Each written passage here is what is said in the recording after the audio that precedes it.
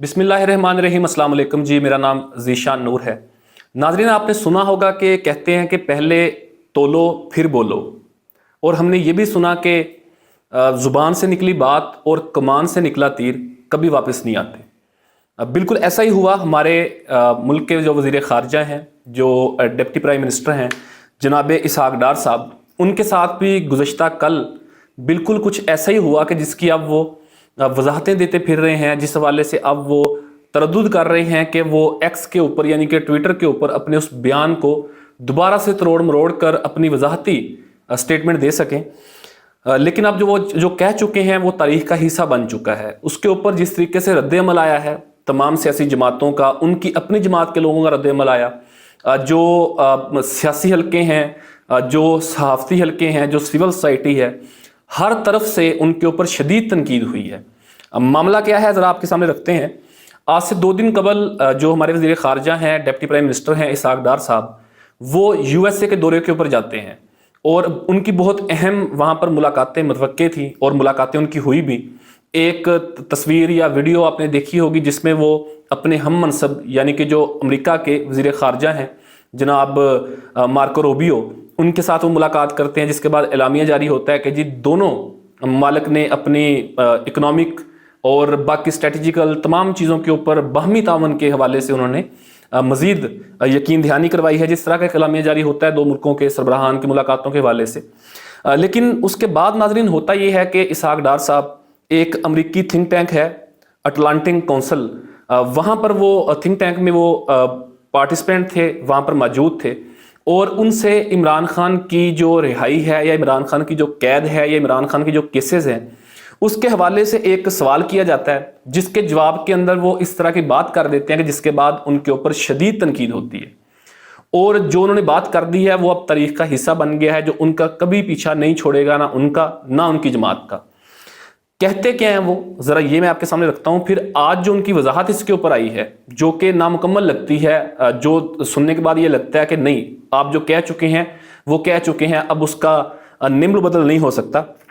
उस think tank के अंदर उनसे जब सवाल होता है तो उसके जवाब के अंदर वो बुनियादी तौर के ऊपर इमरान खान की जो इस वक्त कैद है, इमरान खान के जो केसेस हैं, इमरान खान की जो सज़ाएँ हो रही हैं, इमरान खान का जो जुडिशल ट्रायल हो रहा है, उसको उन्होंने जस्टिफाई करने के लिए जो अमेरिका के अंदर पाकिस्तान की बेटी डॉक्टर आफिया सिद्दीकी कैद है, जो जिसके साथ गैर इंसानी सलूक किया जा रहा है, बेसिकली उन्होंने इमरान खान के ट्रायल को, इमरान खान की सज़ाओं को जस्टिफाई करने के लिए डॉक्टर आफिया सिद्दीकी की सज़ाएं, उनके साथ होने वाले रवैये को भी जस्टिफाई कर दिया। उन्होंने कहा जी वो भी ठीक हो रहा है। एग्जैक्ट उन्होंने क्या कहा उसका, वो चूंकि इंटरव्यू इंग्लिश के अंदर था, उसका जो ट्रांसक्रिप्ट है, उसका जो उर्दू तर्जमा है, वो मुख्तसर मैं आपके सामने रखता हूँ। उनसे जब सवाल होता है इस हवाले से तो उसके जवाब में कहते हैं कि जी जिस तरह हमने डॉक्टर आफिया सिद्दीकी की सज़ा को तस्लीम किया क्योंकि वो अमरीकी अदालती निज़ाम के तहत हो रही है, इस तरह दुनिया को भी पाकिस्तान के अदालती निज़ाम का एहतराम करना चाहिए। इमरान खान की सज़ा भी पाकिस्तान के अदालती निज़ाम के तहत हो रही है, और जब अदालती अमल मुकम्मल होगा तो उसमें बैरूनी मुदाखलत नहीं होनी चाहिए। बेसिकली उन्होंने ये कहा कि पाकिस्तान में जो इमरान खान के केसेस हैं, इमरान खान का जो ट्रायल हो रहा है, जो उनके साथ मामला हो रहे हैं, उस हवाले से जो बैरूनी ममालिक या बैरूनी ममालिक के कुछ अहम लोग जो मुदाखलत करते हैं या कई दफ़ा कोई ट्वीट कर देते हैं, कोई स्टेटमेंट दे देते हैं, उसको उन्होंने कहा कि जी उन्हें ये नहीं करना चाहिए, उन्हें पाकिस्तान के अदालती निज़ाम के हवाले से इंटरवीन करने की इजाज़त नहीं है। यहाँ तक तो उनकी बात ठीक थी। लेकिन जो उन्होंने कहा कि चूंकि डॉक्टर आफिया सिद्दीकी का ट्रायल भी अमेरिका की अदालतों में हो रहा है, अमेरिका जिस तरीके से डॉक्टर आफिया सिद्दीकी को ट्रीट कर रहा है, अगर वो हम मान रहे हैं तो आपको भी इमरान खान का ट्रायल मानना चाहिए। अब इमरान खान के बुग़्ज़ में कह लें आप, उसकी मुखालफत में कह लें आप, सियासी या ज़ाती मुखालफत, पाकिस्तान में तो खैर सियासत अब ज़ाती मुखालफत ही बन के रह गई है। इमरान खान की सियासी मुखालफत की आड़ के अंदर वो इस तरह की स्टेटमेंट दे गए हैं कि जिसके बाद हर पाकिस्तानी ने उनके ऊपर एतराज़ आयद किया।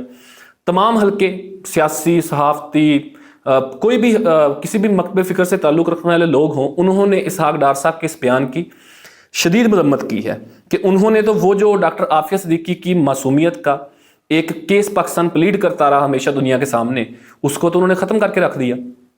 मतलब ये कैसे जहन हैं, ये कैसे लोग हैं कि जिन्हें ज़बरदस्ती लाया गया पाकिस्तान। यानी कि इसहाक डार साहब आपको पता है कि पाकिस्तान से बाहर थे, سینیٹر منتخب ہوئے پاکستان کے اندر، حلف لینے کے لیے نہیں آئے کہ میں گرفتار ہو جاؤں گا، باہر بیٹھے رہے. پھر جب رجیم چینج ہوئی، جب حالات واقعات ہر چیز تبدیل ہو گئی، تو پھر اسحاق ڈار صاحب کو ایک مسیحا بنا کر اسپیشل پاکستان ایئر فورس کے پلین کے اوپر وہاں سے پاکستان لایا گیا. اور افسوس کی بات یہ ہے کہ جس دن انہوں نے پاکستان میں لینڈ کیا تھا اس دن بھی وہ ایبسکانڈر تھے، اس دن بھی وہ عدالت سے اشتہاری تھے. اس سے اگلے دن وہ عدالت گئے، انہوں نے جا کے درخواست دائر کی، انہیں ضمانت مل گئی. اس سے اگلے دن انہیں سینٹ کی نشست وہ بحال ہو گئی ان کی، اور وہ سینیٹر بن گئے اور وزیر خزانہ بن گئے تھے. یہ میں پہلے پی ڈی ایم کے دور کی بات کر رہا ہوں. تو کیا ذہن آپ لے کے آئے ہیں واپس؟ یہ تو جو فیصلہ ساز ہیں جو انہیں لانے والے ہیں ان کو سوچنا چاہیے. بہرحال اس کے اوپر جو آج انہوں نے اپنا ایک وضاحتی ٹویٹ دیا، اپنا ایک بیان دیا، ذرا وہ بھی میں آپ کے سامنے پڑھ دیتا ہوں. وہ آج ٹویٹ کرتے ہیں کہ جی ڈاکٹر عافیہ صدیقی کے کیس کے حوالے سے میری گفتگو کو سیاق و سباق سے ہٹ کر پیش کیا گیا. نون لیگ حکومت کے ادوار میں ہم نے ہمیشہ ڈاکٹر عافیہ صدیقی کی رہائی کے لیے تمام تر سفارتی اور عدالتی معاونت فراہم کرتے رہے ہیں، لیکن جب تک وہ رہا نہیں ہوتی ہمیں امریکن قوانین کا احترام کرنا چاہیے. بالکل ٹھیک ہے جی، ہر ملک کے اپنے قوانین ہیں، ہر ملک کی اپنی عدالتیں ہیں، احترام کرنا چاہیے. لیکن مثال کے طور پہ کل جب انہوں نے کہا کہ جب وہ اس تھنک ٹینک کے اندر وہ گفتگو کر رہے تھے، اس میں انہوں نے کہا کہ ڈاکٹر عافیہ صدیقی کی سزا کو ہم نے تسلیم کیا کیونکہ وہ امریکن قانون کے مطابق امریکن عدالتوں کے اندر ٹرائل ہوا. ایک لمحے کے لیے مان لیتے، آپ نہ مانتے، آپ نہ تسلیم کرتے، آپ سمجھتے کہ جی ڈاکٹر عافیہ صدیقی کی جو سزا ہو رہی ہے، ان کا جو ٹرائل ہو رہا ہے، ان کے ساتھ جو غیر انسانی سلوک ہو رہا ہے، ہم اس کو نہیں مانتے، پھر آپ نے کیا کر لینا تھا؟ مطلب اتنی حیثیت، اتنی اوقات ہے پاکستان میں کسی بھی سیاسی حکومت کی کہ وہ امریکہ جیسے ملک کو آنکھیں نکال سکے. یعنی کہ آپ کی اکانومی جو ہے وہ آئی ایم ایف کے وینٹیلیٹر کے اوپر ہے. آپ سانسیں، میں معاشی سانسوں کی بات کر رہا ہوں، آپ معاشی سانسیں جو ہیں وہ امریکہ کی مرضی کے بغیر نہیں لے سکتے. اور آپ کہہ رہے ہیں کہ چونکہ جی آپ کے قوانین کے مطابق وہ ٹرائل ہو رہا تھا ہم اس کو تسلیم کرتے ہیں. آپ نہ بھی تسلیم کریں، آپ پھر بھی ان کا کچھ نہیں کر سکتے. بہرحال عمران خان کی سیاسی مخالفت کے اندر جو انہوں نے ان دونوں کیسوں کو تشبیہ دینے کی کوشش کی ہے، یہ بالکل ہی غلط ہے. اگر تاریخی حوالے سے ہم اٹھا کے دیکھیں، حقائق کو ہم دیکھیں، تو جو وہاں پر ڈاکٹر عافیہ صدیقی کے ساتھ جو غیر انسانی سلوک روا رکھا جا رہا ہے، وہاں پر جو امریکن ٹرائل کیا جا رہا ہے، جس طریقے کی خبریں ہم آئے دن سنتے ہیں کہ ان کے ساتھ کس طریقے سے غیر انسانی سلوک کیا جا رہا ہے، وہ بھی غلط ہے. اور پاکستان کے اندر جو سابق وزیر اعظم عمران خان کے خلاف چیزیں کی جا رہی ہیں، میں کیسز میں نہیں جا رہا، میں کیسز کیا تھے، کیسے تھے، کیا اس کے اندر ثبوت ہیں، وہ پراسیکیوشن دے رہی ہے ثبوت. عمران خان کے جو ڈیفینس کونسل ہیں، عمران خان کے جو وکلاء ہیں، ان کی جو پارٹی لیڈرشپ ہے وہ ان کو ڈیفینڈ کرتی ہے، وہ کرتے رہیں. حکومت پراسیکیوشن اپنا کام کرے گی، عمران خان کے وکلاء، عمران خان کی لیڈرشپ اپنا کام کرے گی. ہم بطور صحافت کے طالب علم اس کو رپورٹ کر سکتے ہیں، لیکن رپورٹ بھی جب ہم کریں گے وہ بھی ہم حقائق کر سکتے ہیں، ہم آنکھیں بند کر کے رپورٹ نہیں کر سکتے. جو گزشتہ 2.5 سال سے عمران خان کے ساتھ سلوک کیا جا رہا ہے، کیا وہ اس طریقے سے قیدی کے ساتھ کیا جاتا ہے؟ یعنی کہ آپ نے اس کے اوپن ٹرائل کا، اس کے فیئر ٹرائل کا حق ہی چھین لیا. 2.5 سال سے عمران خان کے کیسز جو ہیں، وہ چاہے توشہ خانہ 1 ہو، توشہ خانہ 2 ہو، عدت کیس ہو، سائفر کیس ہو، GHQ حملہ کیس ہو، 9 مئی کے کیسز ہوں، کوئی بھی کیس ہے وہ بھاگ کے آپ جا کے ڈیالہ جیل کے اندر عدالت لگا دیتے ہیں. وہیں پہ جج صاحب بھی آتے ہیں، وہیں پہ پراسیکیوشن بھی آتا ہے، وہیں پہ عمران خان کے ڈیفینس کونسل بھی آتے ہیں، ان کی فیملی کو وہاں جانا پڑتا ہے. صحافیوں کی پہلے ایکسیس ہوتی تھی جو رپورٹ کرتے تھے، اب ان کی ایکسیس بھی آپ نے روک دی ہوئی ہے. کئی مہینے آپ ان کا کیس نہیں چلنے دیتے. یعنی کہ ان کے اوپن اور فیئر ٹرائل کا حق ان کے پاس محفوظ ہے، آپ وہ استعمال نہیں کرنے دیتے. اسلام آباد کی جو ڈسٹرکٹ سیشن کورٹ ہے وہاں پر بھی، اور اسلام آباد ہائی کورٹ نے متعدد بار آرڈر کیا ایگزیکٹو کو کہ ان کو پیش کیا جائے عدالت میں، تاریخیں دیں، وقت دیا کہ فلاں تاریخ کو اتنے بجے پیش کیا جائے، نہیں تو کنٹیمپٹ آف کورٹ لگائیں گے. نہیں پیش کیا گیا. انتظامیہ کی طرف سے ایک آپ لیٹر جاری کر دیتے ہیں کہ جی خطرہ ہے، حالات ٹھیک نہیں ہیں، پھر آپ دوسری طرف کہتے ہیں کہ پاکستان میں حالات نارمل ہیں، پاکستان ایک اٹامک کنٹری ہے. یعنی کہ مطلب دونوں چیزیں تضاد ہیں نا، کنٹراڈکٹ کرتی ہیں دونوں چیزیں. اس کا اوپن اینڈ فیئر ٹرائل تو آپ ہونے ہی نہیں دے رہے.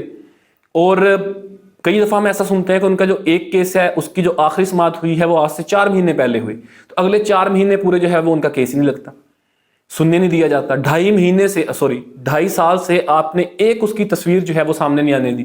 क्या पहले जो पॉलिटिकल विक्टिमाइजेशन होती रही, जो केसेस होते रहे किसी भी दौर के अंदर हुए हों, इससे गुज़श्ता जो इमरान खान की हुकूमत थी उसमें भी केसेस हुए, उससे पहले भी हुए, क्या उस वक्त जो पॉलिटिकल लीडरशिप थी उनके साथ इस तरह से होता रहा? होता होगा, जब गिरफ्तार होते होंगे शुरू के 2-4 दिन में, हफ्ते में, 10 दिन में इस तरह की अजियत देती जाती रही होगी कि उन्हें तोड़ा जा सके, उनका नजरिया तब्दील किया जा सके। लेकिन एक मखसूस वक्त के बाद फिर चीज़ें सेटल होना शुरू हो जाती रही हैं। हमने माजी में देखा है, रिकॉर्ड है इन चीज़ों का, ये किसी से ढकी छुपी नहीं है।